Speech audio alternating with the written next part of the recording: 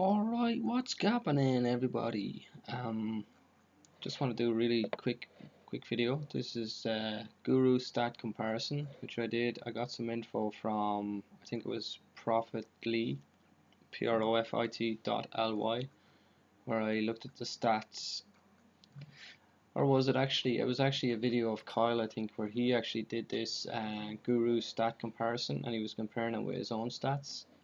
So we've got a comparison of average gain, average loss, average percent win, average percent loss, profit factor, and win rate. So let me just see. So obviously this is, and then this is this is Tim Sykes, Tim Grittani, Stephen Dux, Roland Wolf, Mark Crook, Jack Kellogg, and Kyle Williams. So these are all those traders, their stats. I couldn't get all the details on Kyle and Jack Kellogg's, but I got most of the details.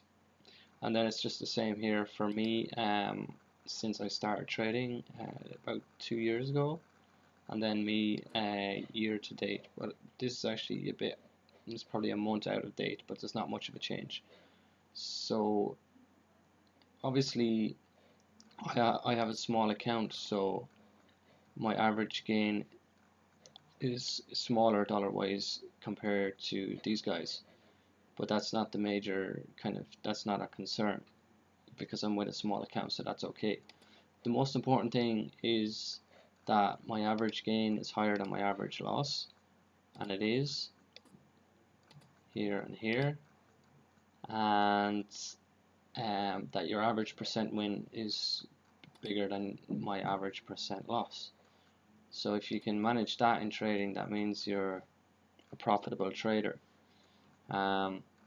So luckily I'm on the right side of things on both, which is nice to see. And it's key, I think, as a beginner, not to focus on the dollar amount. Your focus needs to be on the percentages.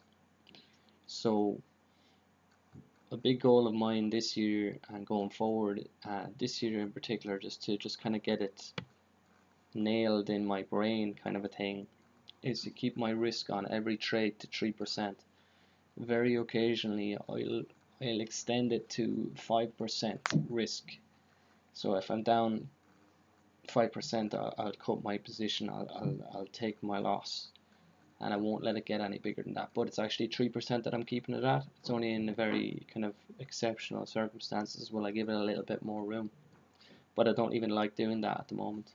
So it's 3%, and then in my targets for my trades are between 5 and 10%.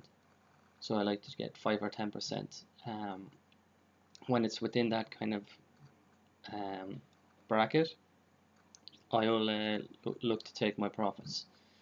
I won't be looking for like more than 10% on a trade, because it doesn't happen so often, and you're kind of going against the odds of that happening. So I try to keep between 5 and 10%. Profit factor, I can't really explain this extremely well.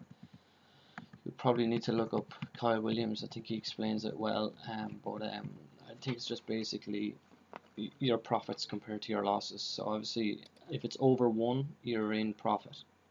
So I'm over 1 slightly, and it's improving this year, but like these guys are much higher. So I'm aiming to like improve that, but I think that's more to do with the dollar amount. I'm not 100% sure, but yeah, like a bit of improvement to do there if I want to be really extending my profits. Then you have a win rate. So this is Tim Sykes. He's winning 3/4 of the time, and most of the top traders, you're going to find them between 60 and 75% win rate on their trades. So they're only wrong, they're wrong much less than they're right. So although like you have here, Mark Crook is almost 50-50, but you can see his average gain is bigger than his average loss. And look at me, like I'm actually, my win rate is under 50%. So if you're a betting man or woman, you'd be like looking at Cormac's performance to date. If he takes any trade, you would be better off actually betting that it's actually going to be a losing trade. And but the reason why this isn't actually as important as you may initially think is because I'm still profitable. Because the reason is because I cut my.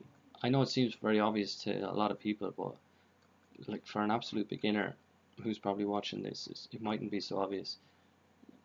Is the reason that I'm still profitable is because when I'm losing, I cut my losses quicker than I don't let them grow into big losses.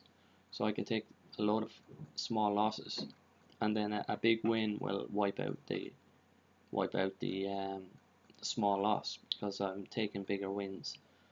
So that's how that kind of works out there, being losing more on each trade more often, but still being a profitable trader. Like your average percent win is higher than your average percent loss. So that's the key in trading.